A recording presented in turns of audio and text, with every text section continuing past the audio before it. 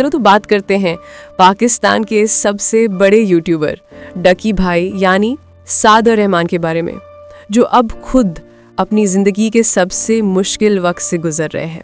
Sources के मुताबिक डकी भाई जेल के अंदर रोज़ रात को रो रहे हैं। ज़ियादकी भाई के भाई ने बताया कि जब उनसे मुलाकात हुई उनकी आंखों में आंसू थे।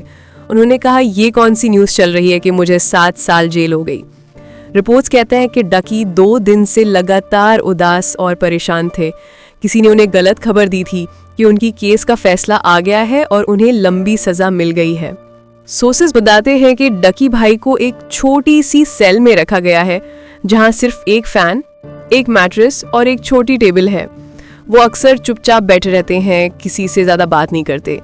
एक जेल ऑफिशियल ने बताया कि डकी ने पहली रात खाना भी नहीं खाया और बस बार बार अपनी फैमिली और वाइफ अरू का नाम ले रहे थे। अब केस और भी क्रिटिकल हो गया जब डकी भाई की वाइफ अरूब ने करप्शन एक्सपोज की।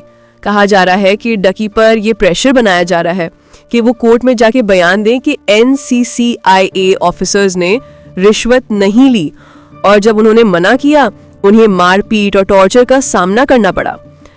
डकी के भाई ने भी 2 महीने बाद एक वीडियो में दिल दहलाने वाली बातें की। कुछ क्लिप देखिए। आज से जब हम नेक्स्ट मिलने गए तो वो रो रहा था और पता ये चला मुसलसल पिछले 2 दिन से वो रो रहा है, क्योंकि इस बात की क्या खबर चल रही है कि मुझे 7 साल की सजा होने लगी है। इतना बड़ा तो ये केस। इन सब के बाद अब कोर्ट का मंजर ही बदल गया है। जो लोग डकी को घसीट कर ले जाते थे, आज वही लोग कोर्ट में गिल्टी के तौर पर खड़े हैं। सरफराज साहब जो पहले डकी के खिलाफ थे, अब खुद जुडिशियल इंक्वायरी में हैं, और अब लगता है दोनों यानी डकी और ऑफिसर्स एक दूसरे से सवाल कर रहे हैं कि तूने मेरे साथ ऐसा क्यों किया, आखिर मैं ही क्यों। सवाल ये है, आखिर डकी ही क्यों। फैंस भी यही पूछते हैं कि आखिर डकी ही क्यों। तो डकी इसलिए क्योंकि इन सारे इन्फ्लुएंसर में सबसे ज्यादा भोला डकी ही था।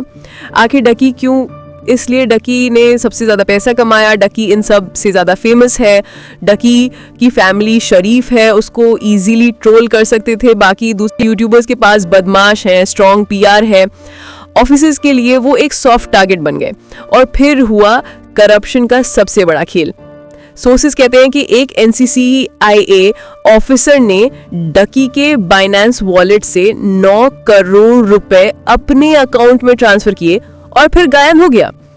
शुएब रियाज ने कॉन्फिडेंस से ये पैसा लिया और कुछ बड़े ऑफिसर्स को दिया, ये सोचकर कि जैसे पहले किसी को पता नहीं चला अब भी नहीं चलेगा। लेकिन अरूब ने हिम्मत नहीं हारी। उन्होंने करप्शन के खिलाफ केस फाइल किया। कुछ NCCIA ऑफिसर्स ने खुद माना कि इनके डिपार्टमेंट में करप्शन है। उन्होंने बोला कि एक मछली पूरे तालाब को गंदा करती है। अब ये केस सिर्फ डकी भाई का नहीं रहा, अब ये स्टेट वर्सेस इंडिविजुअल बन चुका है। कहा जा रहा है कि डकी भाई की कमर पर निशान मिले हैं और ये भी कहा जा रहा है कि उन्हें फोर्स किया जा रहा है कि वो कोर्ट में बयान बदलें।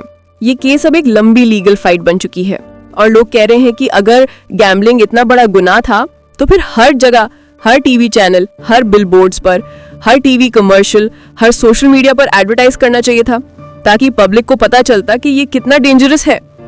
सरफराज साहब ने कहा था हर पॉडकास्ट पर कि इसको इबरत का निशान बना दो, लेकिन असल में ये करप्शन ही है जो हमारे मुल्क को तबाह कर रही है। जब तक इन जैसे ऑफिसर्स को अकाउंटेबिलिटी में नहीं लाया जाएगा तब तक पाकिस्तान तरक्की नहीं करेगा।